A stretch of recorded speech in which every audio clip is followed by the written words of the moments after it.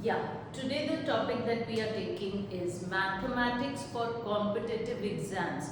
How important is mathematics in competitive exams? बहुत से parents मेरे पास अब आते हैं कि मैम हमें मैथ्स से डर लगता है, हमारा बेटा 10th के बाद मैथ्स छोड़ने वाला है. But why? You have studied maths right from the beginning. आप फर्स्ट स्टैंडर्ड से मैथ्स पढ़ रहे हैं, तो अब क्यों छोड़नी है मैथ्स? हमारे पास कॉमर्स में अप्लाइड मैथ्स का ऑप्शन है और साइंस में कोर मैथ्स का ऑप्शन है. तो applied maths is a very good maths which CBSE introduced. It's a combination, it interconnects with the commerce subjects. बहुत सारे कॉमर्स के सब्जेक्ट से, अकाउंट से, इको से उसको टोटली रिलेट किया गया है. बहुत सारी फाइनेंशियल मैथ्स है आपके पास, जैसे CGST है, GST है, इनकम टैक्स है, परपेचुइटी है, सिंकिंग फंड्स है, जो कि आप लोग ऑलरेडी अकाउंट्स और इको में पढ़ते हैं. तो it becomes an easier part.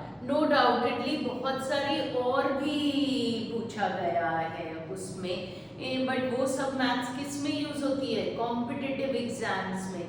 So maths is a must for any competitive exam. You cannot ignore maths if you're going for any particular competitive exam. आपके 12th के बाद में maths का इतना सारा यूज आता है जो आप सोच भी नहीं पाते हैं. Consistency is the key to success. मैं चलो आज आपको एक स्टोरी सुनाती हूँ. एक कॉलेज में एक वर्कशॉप हो रही थी. 2 ग्रुप्स बनाए गए. पॉटरी की वर्कशॉप थी, उसमें 2 ग्रुप्स बनाए गए. एक ग्रुप 1 को बोला गया कि आपको अच्छे से अच्छा पॉट प्रेजेंट करना है after about 1 month. And group 2 को बोला गया कि अब जितने ज़्यादा पॉट्स आपको एवरी डे एक पॉट बनाना है और इसको प्रेजेंट करना है आफ्टर 30 डेज. तो आफ्टर 30 डेज जजेस आए. सोचिए कौन सा ग्रुप जीता, जिसको सिर्फ एक पॉट अच्छे से अच्छा बनाना था, या वो ग्रुप जिसको रोज एक पॉट बनाना था?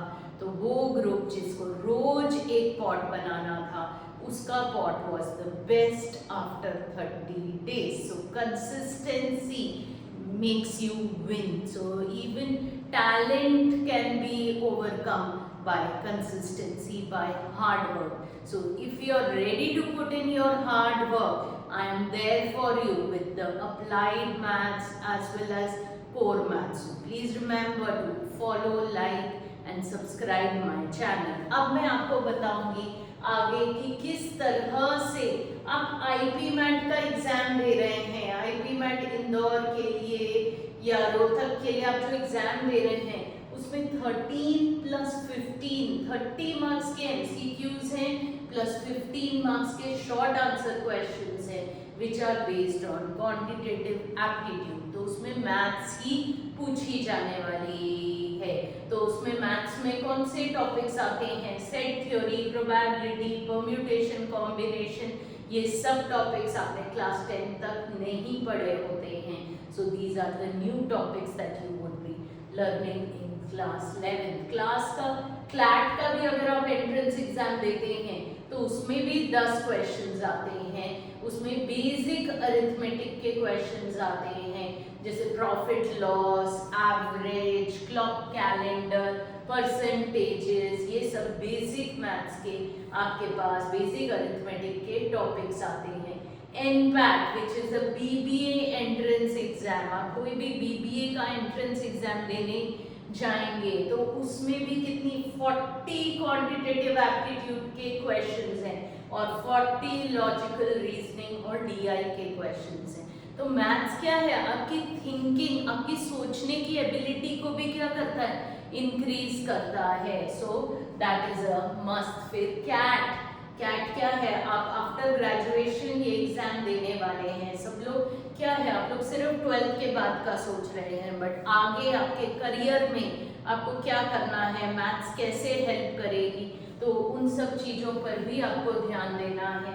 तो 22 questions of quantitative aptitude and 22 questions of LR and DI. फिर आगे अगर आपको सिविल सर्विसेज का एग्जाम एग्जाम देना है, गवर्नमेंट का एंट्रेंस एग्जाम देना है, तो उसमें भी CSAT में 80 क्वेश्चंस में से 30 to 40 क्वेश्चंस किसके आते हैं, क्वांटिटेटिव एप्टीट्यूड के। तो अगर आप मैथ्स क्लास 10 के बाद ही छोड़ देंगे तो आपको मैथ्स की प्रैक्टिस ही नहीं रह जाएगी और आगे चल के आपको बहुत दिक्कत आएगी। बैंक PO का भी एग्जाम, उसमें भी 35 क्वेश्चंस ऑफ क्वांटिटेटिव एप्टीट्यूड आते हैं। तो ये सब चीजें आपके अप्लाइड मैथ्स में कवर्ड हैं। अप्लाइड मैथ्स में क्या आ रहा है, अलजेब्रा आ रहा है, बेसिक अरिथमेटिक आ रही है, percentage, profit loss, time and work, speed and distance. 11th में भी एक चैप्टर पूरा इसके ऊपर है, 12th में भी पूरा एक चैप्टर इसके ऊपर है, एवरेज, ये सब क्लॉक, कैलेंडर, ये सब आपके 11th में टॉपिक्स आते हैं। मेंसुरेशन, मेंसुरेशन तो आप क्लास 10th में भी पढ़ते थे, उसी का एक्सटेंशन आता है। सेट थ्योरी आता है, प्रोबेबिलिटी आता है, विच इज आप कोई भी आफ्टर 12th भी आप कोई BBA करने जाओगे या BCom करोगे तो उसमें भी एक सब्जेक्ट मैथ्स आता है जिसमें set theory, probability, permutation, combination, ये सारे टॉपिक्स आते हैं। DI में ग्राफ्स, चार्ट, टेबल्स, इंटरप्रिटेशन करनी होती है, डेटा इंटरप्रिटेशन होता है। तो जब तक आपकी थिंकिंग की एबिलिटी नहीं होगी आप DI नहीं कर पाओगे। तो काफ़ी बच्चों का एक मेंटल ब्लॉक हो जाता है कि हमें मैथ्स नहीं लेना है, हमें मैथ्स नहीं करना है, हमें मैथ्स से डर लगता है। तो वह मेंटल ब्लॉक आपको हटाना है। इसके लिए भी मैं आपको एक स्टोरी सुनाती हूँ। एक फार्मर था, उसके पास 3 डोंकीज थे, वो उन तीनों डोंकीज को लेके चल रहा था और बीच में एक बहुत बड़ी रिवर आई। तो उसका मन किया चलो मैं इस रिवर में डिप लेके आता हूँ, एक डुबकी लगा के आता हूँ। तो उसने अपने डोंकीज को बांधा, तो उसने देखा कि उसके पास सिर्फ 2 ही रोप है, तो तीसरी डोंकी को वो कैसे बांधेगा। तो वो बड़ा कंफ्यूज था। तो वहाँ पर एक वाइज मैन बैठा था, एक ओल्ड मैन बैठा था। तो वो उसके पास गया और उसने उससे पूछा क्या आपके पास एक रोप होगी, मुझे मेरे डोंकी को बांधना है। तो उस वाइज मैन ने बोला मेरे पास रोप तो नहीं है पर एक एडवाइस है आपके लिए, आप तीसरे डोंकी को, पहले दोनों डोंकीज को आप बांधिए और तीसरे डोंकी को भी प्रिटेंड करिए कि आपने बांधा है, वही एक्शंस करिए जो आप फर्स्ट और सेकंड डोंकी के लिए कर रहे थे। तो उसने वही किया और वो फिर डिप लेने चला गया रिवर में। जब वो रिवर में से बाहर आया तो उसने देखा कि तीनों डोंकीज वहीं पर ट्री के पास खड़े हुए थे। तो बड़ा खुश हो गया कि चलो तीनों में से कोई भी डोंकी भागा नहीं है। तो उसने क्या करा, 2 डोंकीज को अनटाई कर दिया और लेके जाने लग गया तीनों को।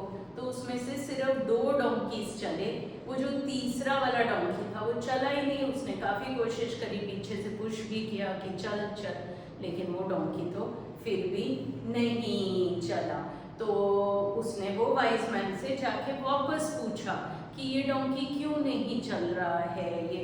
तो उसने बोला क्या आपने उसके साथ वही एक्शन रिपीट किया, आपने अनटाई करने का उसके साथ एक्शन किया। तो उसने बोला मैंने तो उसको टाई ही नहीं किया था, तो मैं अनटाई करने का एक्शन क्यों करूं।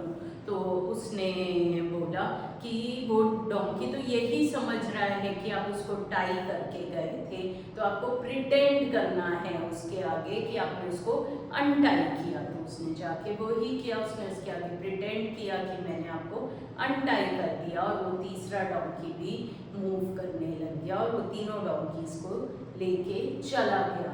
तो इस स्टोरी से आपने क्या सीखा कि आप जो अपने मन में सोच लोगे, जो अपने मन में ठान लोगे कि मुझे मैथ से डर लगता है, मुझे मैथ्स मुश्किल लगती है, मुझे नहीं करनी है, तो वो आपको कभी भी नहीं आएगी। तो आपको एक मेंटल ब्लॉक हो जाएगा।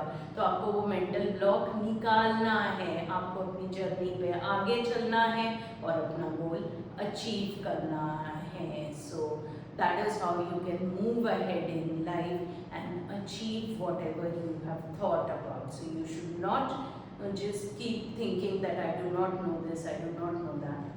So please do remember to like, subscribe and share my channel, and please do let me know in the comment box if you want a video on any particular topic. Thank you.